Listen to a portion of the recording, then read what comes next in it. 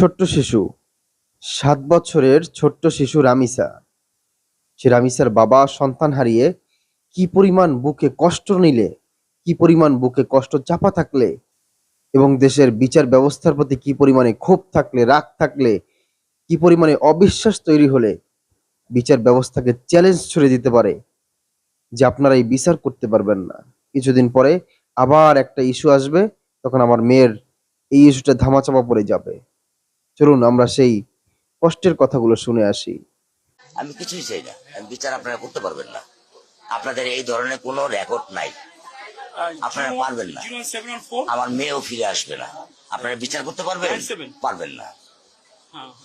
আপনারা কোনো এক্সাম্পল দাঁড়া করাতে পারবেন? পারবেন না। আমার থেকে স্টেম নেবেন, স্টেমে লিখিত নেবেন? পারবেন না। আপনারা পারবেন না, আপনারা পারবেন না।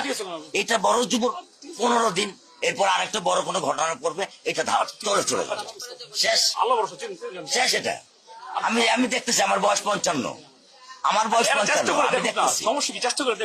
কোন এক্সাম্পল আছে দিতে পারবেন? হ্যাঁ, আপনার কাছে প্রমাণ আছে? আছে?